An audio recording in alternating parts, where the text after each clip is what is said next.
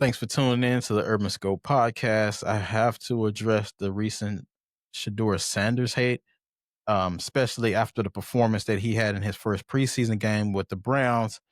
The talks have resurfaced, or the hatred has resurfaced towards Shador, and I'm here to talk about why it's unwarranted and why it's unfair, but it's on brand for society or what society is today. Now, it was already bad that he was drafted in the fifth round when I think that there were no number one consensus quarterback picks in this draft. There was not a lot of competition as far as he goes or did what he's done on a lesser scale. I mean, with a lesser, lesser team or a lesser college. Because these others, athletes went to these high level D1 schools that have more prestige and have more resources. He went to a school in Colorado that only had one win previous to to when he got there, and Travis Hunter got there. So he was already working against the grain. Um, and it was his own decision, but he started at HBCU as well and then transferred over to Colorado. So he had a lot of different obstacles that these other quarterbacks simply didn't have. But I think him being drafted in the fifth round showed us what was the mentality of the league and what they felt about him and his family. And I'll talk about that in a little bit. But that led me to ask why the hatred for Shador Sanders. And there's a lot of different perspectives I can go from that, but I'm going to address different perspectives of why they hate Shador Sanders. Now, we know that the casual fan will hate Shador Sanders because they feel he got his job or got his status from nepotism. Now, that is probably the most nonsensical, if that's a word, perspective to look at it because nepotism is what the NFL and what sports is about. Well, what life is about. And nepotism comes to those who come from privilege. So when you think about the Jerry Jones family and how intertwined they are with Jerry Jones, a lot of those people are around him, like his son, um, Stephen Jones. That's because of nepotism. It's not because he interviewed and he got it. His son, he gave it to his son. So if you have the opportunity, why wouldn't you do that for your son? So that situation doesn't make sense. Just because Deion Sanders is a coach and as an NFL Hall of Famer and legend doesn't mean that he was drafted for that reason. He definitely put up the stats and put up the accolades and did what he was supposed to do.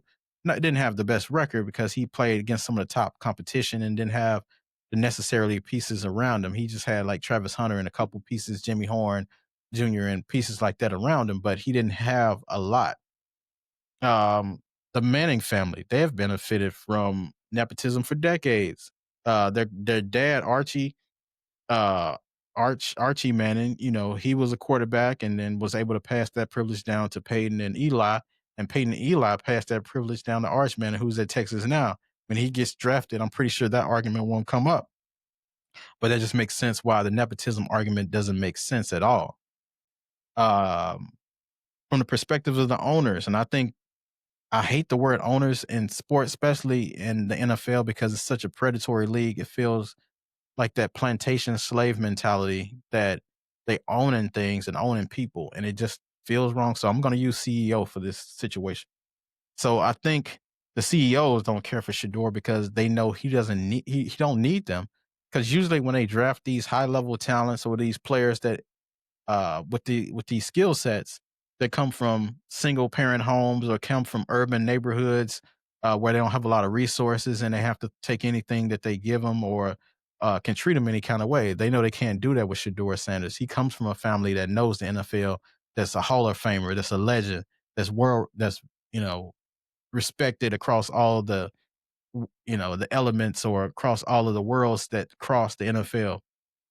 You're not going to be able to tell him anything. He just go along with it. His family has first hand knowledge of the league and what the league is and what it's supposed to look like and what it's not supposed to look like. So there's some kind of hatred against Deion Sanders there because he has provided that for his family. He does have Shador has this strong support system around him that most players don't have in the league, and they can't take advantage of him like they can do most players, especially those inner city players that didn't come up with a lot of support or had a lot of resources around them. So that's one of the biggest reasons they don't like him. Why would you think that a Jerry Jones would go behind Micah Parsons is back to get a deal done, or Dak Prescott's, um, his agent to get a deal done because they're trying to take advantage of the smaller guy, the guy who doesn't have a lot of knowledge about these contracts and deals and things like that, and throw a bunch of money at him. But they're not talking about the small print, the fine print, the small wording that's in it. Jerry Jones is trying to manipulate these players into getting taking these deals and manipulate them into bad contracts. And then, but this is just the predatory nature of the NFL. And Jerry Jones is not the only one that does this. A lot of these owners go behind the agents back to get these deals done. And that's what Shador won't have happen to him because his dad's been in the league. He knows what the contracts look like and how they're supposed to be. And if he doesn't, he has people that can tell him or advise Shador on these things. So that's one of the biggest reasons that these CEOs don't like Shador is because they can't take advantage of him because of the resources that he has at his disposal. And he doesn't come from some, the pissy hallway type situations. He comes from money and influence, and they don't like that. So that's one of the biggest reasons they don't like him. But the testosterone of these CEOs with the big e- egos has been since the league in its inception, going back even back to the Jim Brown days when they didn't want him to be an actor. They just said you had to play football to be all in, and he chose acting because back then it was definitely more lucrative, and it might be a little bit more lucrative now, depending on if you can get to the Rock type level or some major level like that. But these leagues always been predatory, and Shador is just one of many of the victims of the league's politics. But at the end of the day, he has an opportunity to prove these CEOs wrong and scouts wrong as well, and expose this flawed plantation mentality type system that is the NFL. Tell me what your thoughts on the NFL and Shador. And until next time, I'll see you next time.